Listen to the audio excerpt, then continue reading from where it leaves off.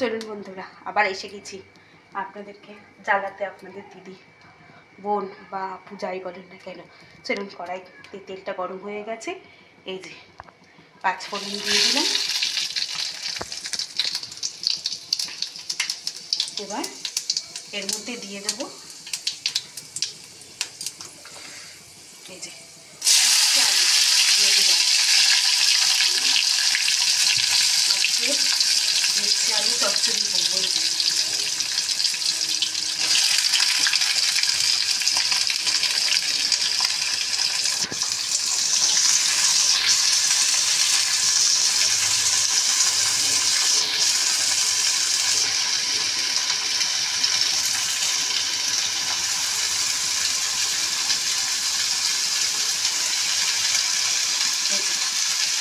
চালটা দিয়ে দিলাম।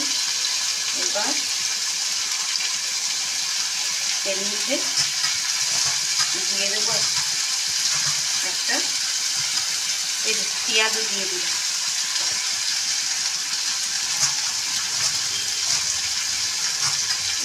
পেঁয়াজ দিয়ে দিলাম। এর মধ্যে দিয়ে দেবো হলুদ দিয়ে দিচ্ছি। এবার দিয়ে দেবো নুন, সব দিয়ে দিচ্ছি।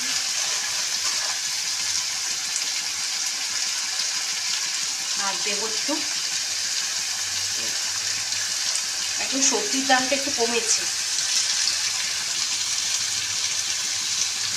টমেটো দিয়ে দিলাম। আজকে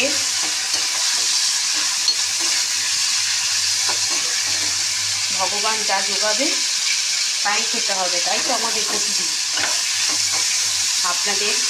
আমাদের যেমন ভগবান, খ্রিস্টানদের যিশু, আর মুসলিম ভাই বোনদের আল্লাহ যা যোগাবে তাই তো প্রতিদিন আমাদের লিখে যা লিখে দিয়েছে তাই এটা করতে হবে, তাই নিয়ে চলতে হবে। আমাদের কপালে যা আছে। এবার সব একসাথে দিয়ে দিয়েছি। এবার এইগুলো একটু ভাজা ভাজা হোক। এই দেখুন নুনে দিয়েছি। এবার একটুখানি ভাজা ভাজা হোক, তারপরে আবার আসছে। এই একদম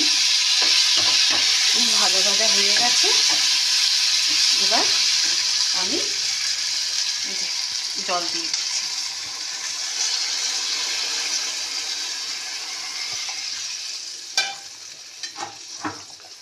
এবার এটা একদম সিদ্ধ হোক।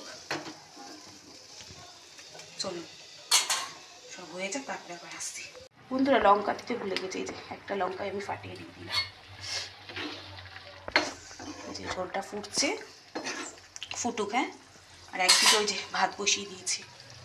দেখুন একদিকে ভাত হচ্ছে। এই যে বন্ধুরা একদম হয়ে গেছে। এবার আমি নামিয়ে দেবো।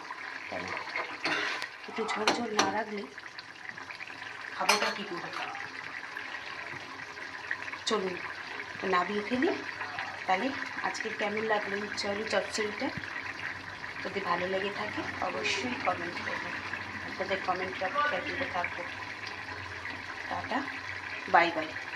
চলুন আজকের মতো চলুন।